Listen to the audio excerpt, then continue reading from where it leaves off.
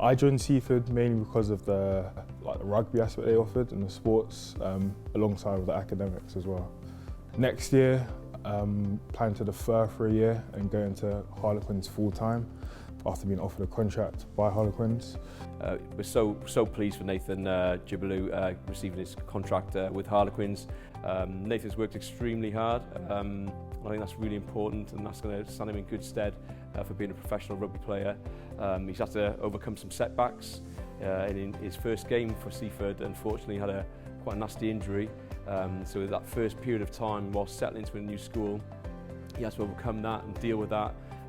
But luckily, with the support network around him, our physiotherapists, Jamie Thompson, Mr. Rees, our head of athletic development, all the support staff, Mr. Green, the pastoral team, really worked hard and supported Nathan through that time.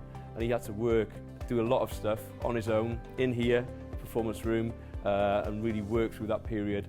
And then slowly build back up with the support with the Harlequins team, the physios, and getting him back in shape. And now he's absolutely flying again, playing for Harlequins in their academy matches, and quite rightly so, has signed a contract because he has got that X factor. I think it'll be an exciting period. Obviously, really nervous with some of the people they have at the club, but all in all, a good learning experience. So yeah.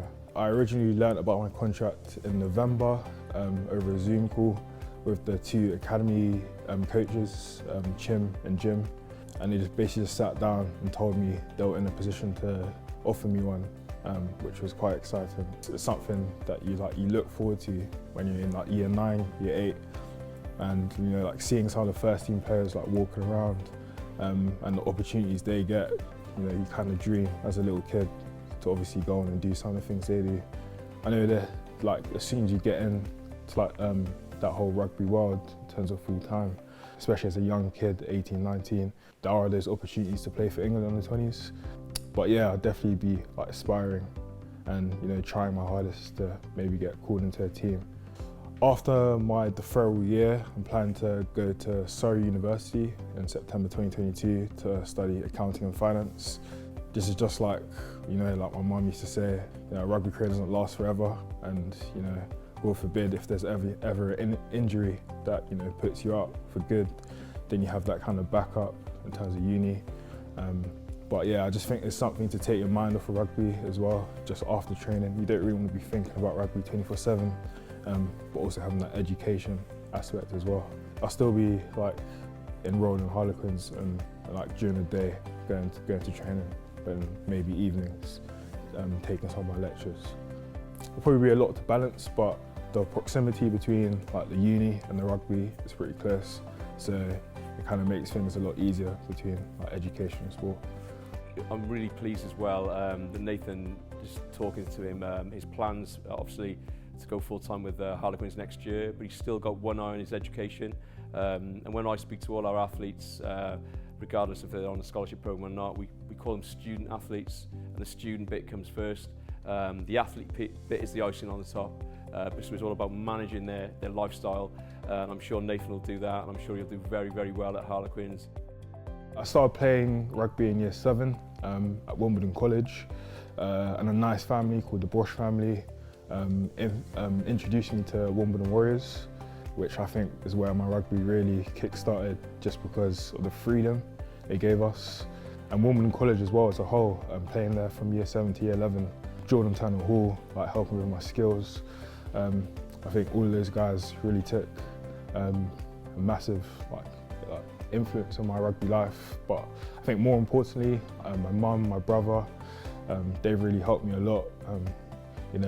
They really tell me brutally honest how I'm doing, and they're two people I can run to in times of need and in times when you might need a little praise as well. The Harlequins in England training camps have really helped develop my skills, more specifically. Just having those quality players and training with them. Off the field in training camps, I've learned a lot of good communication skills, asking questions, and knowing to put your hand up, contribute within a team environment.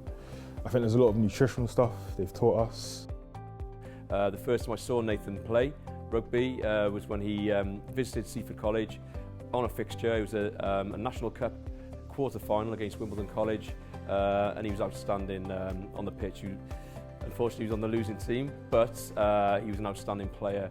And from that, Jim Evans from Harlequins got in touch with me and said, look, this young man hasn't stopped talking about Seaford. He really enjoyed his experience here. Can he come and have a look around? Nathan and his mother, we invited them both down, showed them around the facility, showed them around the college, which is a fantastic community. And I think they really connected with that.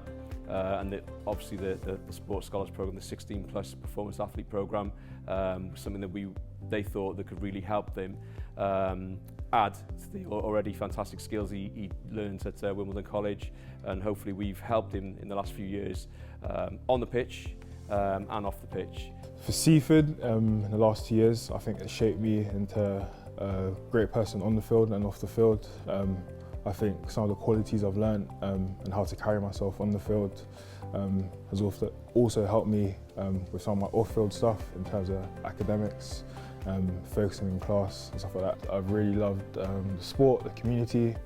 In rugby, we often talk of a brotherhood that we have.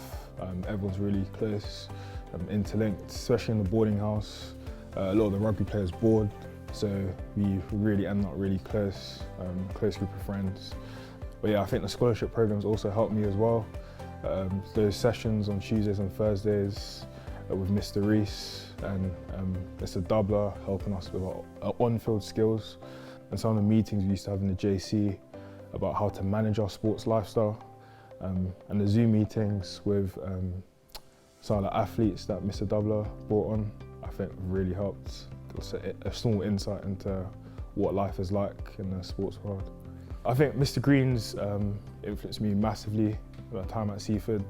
You know, it takes a lot for someone to run a school, but then also have that individual time with a student where they could help the student grow. And I think that's what he's done for me. Like the small throwing sessions he did. I recently moved to hooker, and he kind of helped me with the line-out aspect of it, because he's been through it all. But yeah, having that connection with Mr. Green is really important with me. For the future, I'm one of those people that look to carry on improving, whether it be via rugby or education, but I always like doing something that makes me feel happy and be a better person, whether it be getting a degree in accounting and finance, or getting my first cap for Harlequins or whatever. But I just think that constant improvement and growth as a person, and in your mindset as well, I think that's really important. We're all so proud of him, and we all want to see him succeed for Harlequins, play for England one day. I wish he was Welsh, and also maybe British Lions. So look, Nathan, good luck from everyone at Seaford. We're all behind you, and you're always welcome back whenever you want to.